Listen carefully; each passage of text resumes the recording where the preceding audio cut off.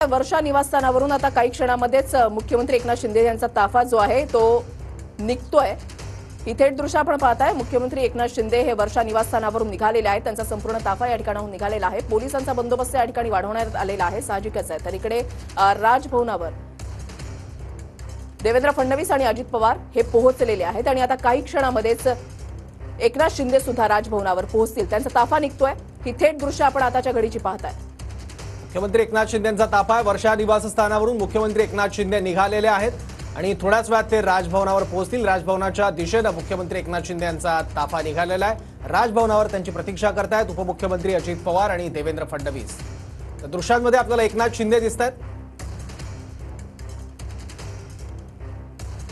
तर ही दृश्य आपण पाहताय। आता मुख्यमंत्री एकनाथ शिंदे हे वर्षा बंगल्यावरून निघालेले आहेत आणि काही क्षणामध्येच ते राजभवनावर पोहोचतील आणि आपल्या पदाचा राजीनामा त्यांच्याकडून दिला जाईल। औपचारिकता जी आहे ती पूर्ण केली जाईल। 14वी विधानसभा जी आहे ती आज विसर्जित होतीये आणि त्याच्यानंतर राजीनामा दिल्यानंतर सत्ता स्थापनेच्या हालचालींना आणखीन वेग येणार आहे। मुख्यमंत्री हा मंत्रिमंडळाचा प्रमुख असतो, त्यामुळे मुख्यमंत्र्यांच्या राजीनाम्यानंतर सरकार सुद्धा विसर्जित होतं, सरकारचाही समारोप होतो। गिरीश गायकवाड आमचे प्रतिनिधी आमच्या सोबत आहेत। गिरीश, नक्कीच आपण पाहतोय महाराष्ट्राचे मुख्यमंत्री एकनाथ शिंदे हे आता राजभवनच्या दिशेने निघालेले आहेत आणि सगळी दृश्य जर पाहिली तर त्यांचा ताफा जो आहे तो आता या ठिकाणाहून निघताना आपल्याला स्पष्टपंणे पाहायला मिळतोय। सगळ्यात महत्त्वाचं म्हणजे 14वी विधानसभा ही विधानसभा विसर्जित होते आणि महाराष्ट्राचे मुख्यमंत्री एकनाथ शिंदे त्यासोबतच दोन्ही उपमुख्यमंत्री आता राजभवनावरती जातील आणि राजभवनावर गेल्यानंतर आपला राजीनामा ते राज्यपालांकडे सुपूर्द करणार आहे। यानंतर ती नेमकी घडामोड कशा पद्धतीची असणार आहे याकडे उभ्या महाराष्ट्राचं लक्ष लागलंय। सगळ्यात महत्त्वाचं म्हणजे एकीकडे देवेंद्र फडणवीस यांच्या मुख्यमंत्रीपदी विराजमान होण्याच्या बातमीवर शिक्कामोर्तब होत असल्याची माहिती सूत्रांकडून मिळते। तर दुसरीकडे आपण पाहतोय की महाराष्ट्राचे मुख्यमंत्री एकनाथ शिंदे हे स्वतः पुन्हा एकदा पुनश्च मुख्यमंत्री होण्यावर ठाम आहेत आणि शिवसैनिकांनी तशीच गळ त्यांना घातलेली आहे। कारण जो संघर्ष जो उठाव त्यांनी केला याचा फायदा जितका शिवसेनेला झाला तितकाच भाजपलाही झाला, इतर पक्षांनाही झाला आणि त्यांच्याच चेहऱ्याकडे पाहून सर्व भरघोस मतं जी आहे ती महायुतीला मिळाली आणि त्यामुळे महाराष्ट्राचं नेतृत्व पुन्हा एकदा त्यांनीच करावं। किमान 1.5 ते 2 वर्ष हे मुख्यमंत्री। गिरीश, तुम्ही असेच आपल्या सोबत राहा। तर ही 3 दृश्य आपण पाहताय। काही वेळापूर्वी देवेंद्र फडणवीस राजभवनावर पोहोचले आणि अजित पवार सुद्धा त्यांच्या अगोदर 15 मिनिटं अगोदर राजभवनावर पोहोचले आणि आता मुख्यमंत्री एकनाथ शिंदे यांचा ताफा जो आहे तो राजभवनाच्या दिशेकडे निघालेला आहे। ही 3 दृश्य जी आहेत ती आपण पाहताय।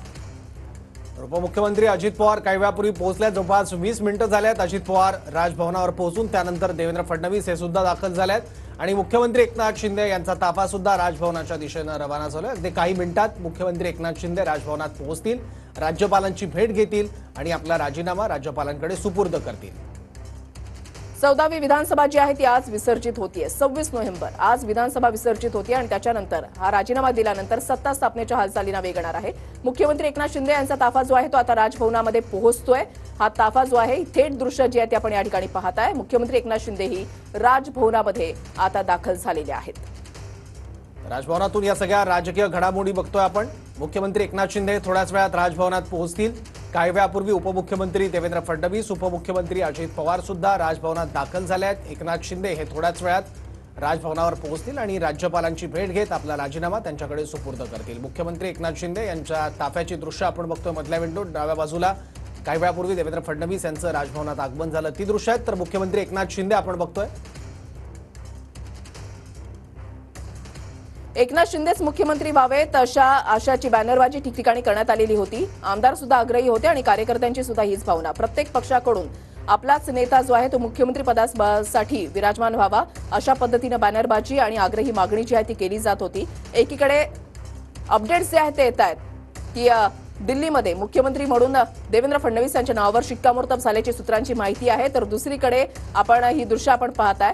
सत्ता स्थापनेच्या हालचालींना आता काही वेळातच वेग येणार आहे, कारण आता 14वी विधानसभा विसर्जित झाल्यानंतर मुख्यमंत्री एकनाथ शिंदे यांनी आपल्या पदाचा राजीनामा दिल्यानंतर सत्ता स्थापनेच्या हालचालींना सुद्धा वेग येणार आहे।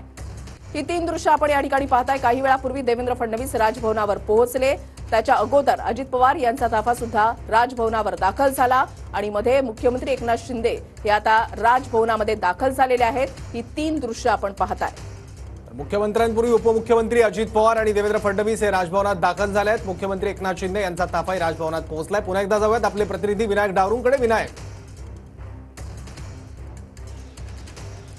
बरोबर आहे, मुख्यमंत्री राज्याचे एकनाथ शिंदे जे आहेत ते राजभवनावरती पोहोचलेले आहेत. थोड्याच वेळात मुख्यमंत्री पदाचा राजीनामा जो आहे तो ते राज्यपालांकडे देतील. आणि आपण जर पाहिलं तर हे सरकार जे आहे ते संपुष्टात येते. 14वी विधानसभा जी आहे ती संपुष्टात येते. 15वी विधानसभा जी आहे ती सुरू होणार आहे. त्याआधी आजचा शेवटचा दिवस आहे आणि त्यामुळेच आज राजीनामा देणं जे आहे ते बंधनकारक आहे. आणि त्यामुळेच राज्याचे मुख्यमंत्री एकनाथ शिंदे त्याचप्रमाणे दोन्ही उपमुख्यमंत्री जे आहेत ते राजभवनावरती पोहोचले आहेत.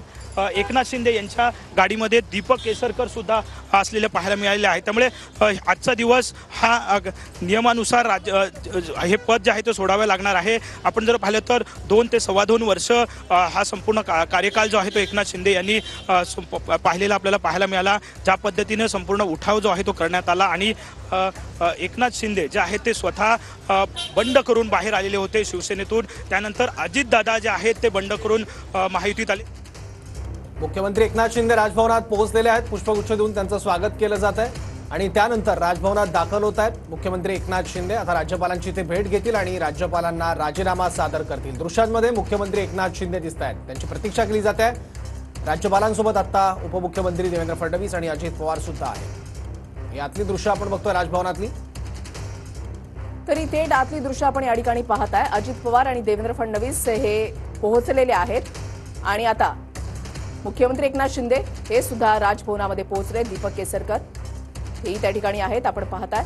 दीपक केसरकर काही वेळापूर्वी वर्षा निवासस्थानी पोहोचलेले होते. एकनाथ शिंदे यांच्यासोबत त्यांनी भेट घेतलेली आहे, त्यांच्यासोबत चर्चा केलेली आहे आणि आता मुख्यमंत्री एकनाथ शिंदे आणि दोन्हीही उपमुख्यमंत्री हे राजभवनावर पोहोचलेले आहेत. आणि आता साराबंद होत आहेत राजभवनात. मुख्यमंत्री एकनाथ शिंदे, त्याचबरोबर बाजूला देवेंद्र फडणवीस आहेत आणि अजित पवार सुद्धा आहेत. प्रतीक्षा केली जाते राज्यपालांची. राज्यपाल आल्यानंतर राज्यपालांकडे राजीनामा देण्याची औपचारिकता पार पडेल आणि त्यानंतर 14वी विधानसभा विसर्जित होईल. राज्यातल्या राजकीय घडामोडीचे सगळे अपडेट्स आपण बघतोय. राजभवनातली सगळी दृश्य आहेत, राजभवनातल्या या सगळ्या हालचाली आहेत. 2022 मध्ये मुख्यमंत्री म्हणून एकनाथ शिंदे यांनी पद आणि गोपनीयतेची शपथ घेतली. 2.5 वर्ष त्यांनी मुख्यमंत्री पदाचा पदभार जो आहे तो स्वीकारलेला आहे. या 2.5 वर्षामध्ये महाराष्ट्रानं अनेक घडामोडी अनुभवलेल्या आहेत. लोकसभा निवडणुकीमध्ये महायुतीचा झालेला दारुण पराभव, त्याच्यानंतर विधानसभा निवडणुकीमध्ये लाडकी बहीण योजनेला मिळत असलेला उत्स्फूर्त असा प्रतिसाद, त्याचं यश, शेतकऱ्यांसाठी केलेल्या आम्ही योजना अंमलबजावणी याचं हे यश असल्याची प्रतिक्रिया महायुतीनं एका मोठ्या विजयानंतर दिलेली होती. भाजप हा महाराष्ट्रामधला या निवडणुकीमध्ये सर्वात मोठा पक्ष म्हणून समोर आलेला आहे. 132 आमदार भाजपचे निवडून आले तर शिंदेचे 57 तर दादांचे 41 आमदार निवडून आले. आणि आता 14वी विधानसभा विसर्जित होत असताना ही थेट दृश्य आपण पाहताय राजभवनावरची. गिरीश गायकवाड आमचे प्रतिनिधी आमच्या सोबत आहेत. पुन्हा एकदा जाऊयात गिरीश यांच्याकडे. गिरीश, नक्कीच 14वी विधानसभा विसर्जित होते आणि आपण पाहिलं की महाराष्ट्राचे मुख्यमंत्री आणि दोन्ही उपमुख्यमंत्री जे आहेत ते आता राजभवनावर दाखल झालेले आहेत. आणि आता जी सिटिंग पोझिशन आहे त्याची सध्या संपूर्ण महाराष्ट्रामध्ये चर्चा आहे. कारण मध्ये देवेंद्र फडणवीस बसलेत आणि आजूबाजूला अजित पवार आणि एकनाथ शिंदे हे दोन्ही बसल्याचं चित्र आपल्याला स्पष्टपणे पाहायला मिळतं. अवघ्या काही वेळापूर्वीच महाराष्ट्राचे मुख्यमंत्री एकनाथ शिंदे आणि दोन्ही उपमुख्यमंत्री राजभवनावर दाखल झाले आणि थेट दृश्य जी आहे ती आपण पाहतोय. राजभवनाच्या आतमध्ये काय घडामोडी चालले त्यावरही आपलं लक्ष आहे. आणि एक प्रकारचं शक्ती प्रदर्शन जे आहे ते एकनाथ शिंदे यांच्या मार्फत सुद्धा या ठिकाणी केल्याची चर्चा सुद्धा रंगू लागलेली आहे. कारण दादा भुसे असू द्या, दीपक केसरकर असू द्या, हे सुद्धा एकनाथ शिंदे यांच्या सोबत आहेत. तर देवेंद्र फडणवीस या ठिकाणी दाखल झालेले आहेत आणि अजितदादा पवार हे सुद्धा दाखल झालेले आहेत. त्यामुळे 14वी विधानसभा जी आहे ती आज विसर्जित होते. अत्यंत महत्त्वाचा दिवस आहे 26 नोव्हेंबर 2024चा आणि उद्यापासून नवीन विधानसभेचा जो दिवस आहे तो उजाडणार आहे. त्यामुळे नवीन मुख्यमंत्री कोण असणार महाराष्ट्राचे याची उत्सुकता जी आहे ती शिगेला पोहोचलेली आहे. पण राजभवन जे आधीपासूनच चर्चेचं केंद्र होतं, राजकारणाचं केंद्र होतं, पुन्हा एकदा चर्चेमध्ये आहे. कारण 14वी विधानसभा विसर्जित होते. आज तिन्ही प्रमुख नेते आपला राजीनामा सोपवतील आणि ही जी विधानसभा आहे तीच विसर्जित होणार आहे. त्यामुळे नवीन सरकार कधीपर्यंत बनणार याची चर्चा सुद्धा या निमित्तानं आता सुरू झालेली आहे. सगळी दृश्य आपण या ठिकाणची पाहतोय. राजभवनाच्या बाहेर पोलिसांचा जो बंदोबस्त आहे तो सुद्धा या ठिकाणी वाढवण्यात आलेला आहे. तर दुसरीकडे आपण पाहतोय की जे राज्यपाल आहेत त्यांच्या उपस्थितीमध्ये आता हे तिन्ही प्रमुख नेते जे आहेत ते आपला राजीनामा सोपवणार आहे. आणि ही जर दृश्य पाहिली तर आपल्या लक्षात येतं की या ठिकाणी हस्तांदोलन केलेलं आहे देवेंद्र फडणवीस आणि त्यासोबतच अजितदादा पवार आणि एकनाथ शिंदे यांच्या मार्फत. आणि सेंटरची जी जागा आहे त्या सोफ्यावर जे तिन्ही नेते एकत्र बसलेले त्यामध्ये मध्यभागी देवेंद्र फडणवीस आहेत. त्यामुळे देवेंद्र फडणवीसच आता राजकारणाच्या सुद्धा केंद्रस्थानी आणि मध्यस्थानी असणार आहे का हे पाहणं महत्त्वाचं ठरणार आहे. आणि त्यासोबतच आपण जर पाहिलं तर नेमकं जे पदाचं वाटप आहे ते कशा पद्धतीचं होणार आहे याकडे सुद्धा उभ्या महाराष्ट्राचं लक्ष लागलेलं आहे। मुख्यमंत्री कोण होणार आणि उपमुख्यमंत्री कोण होणार अशी सुद्धा चर्चा रंगू लागलेली आहे। एकीकडे आपण पाहिलं तर बरेच शिवसैनिकांनी संपूर्ण महाराष्ट्रामध्ये बॅनरबाजी केली आहे की किमान 1.5 ते 2 वर्ष जे आहे ते मुख्यमंत्री पद एकनाथ शिंदे यांनाच मिळावं। तर दुसरीकडे आपण पाहतोय संख्याबळ जर पाहिलं तर देवेंद्र फडणवीस यांच्या भाजपकडे अपक्ष मिळून 137चा आकडा त्यांनी गाठलेला आहे। 137चं संख्याबळ आहे आणि त्यामुळे मुख्यमंत्री पद त्यांनाच मिळावं असा एक सूर सुद्धा आणि अशी एक मागणी सुद्धा सर्व भाजपच्या नेते पदाधिकारी कार्यकर्त्यांकडून केली जाते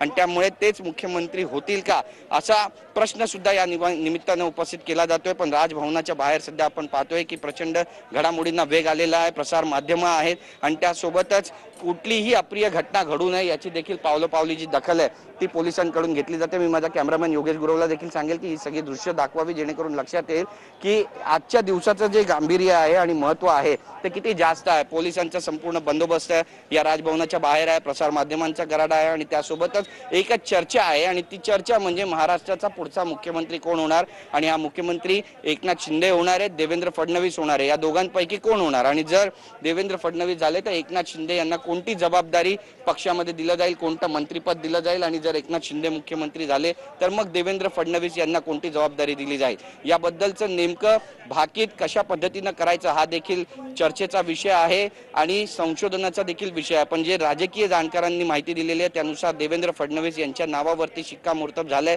अशी माहिती वारंवार सूत्रांच्या माध्यमातून वरिष्ठ सूत्रांच्या माध्यमातून पोहोचते। तर दुसरीकडे आपण पाहतोय की एकनाथ शिंदे सुद्धा तितक्याच पद्धतीनं जोरकस पद्धतीनं आपल्यानंच मुख्यमंत्री व्हावे या भूमिकेवर ठाम आहे। त्यामुळे महाराष्ट्राचे मुख्यमंत्री कोण होणार हा आताच्या घडीचा सगळ्यात मोठा प्रश्न आहे। राजभवनावरती घडामोडी वाढतायत। अवघ्या काही वेळामध्ये जे तिन्ही प्रमुख नेते आहेत ते आपला राजीनामा जे आहे ते राज्यपालांकडे सुपूर्द करतील आणि सुपूर्द केल्यानंतर बाहेर आल्यानंतर आपली प्रतिक्रिया ते प्रसार माध्यमांना देणार आहे आणि त्यावेळी त्यांना सुद्धा विचारलं जाणार आहे की पुढचा मुख्यमंत्री महाराष्ट्रामध्ये कोण होणार आहे आणि त्यांच्या नेतृत्वामध्ये महाराष्ट्र प्रगतीच्या कोणत्या वाटेवर आणि कशा पद्धतीने जाणार आहे।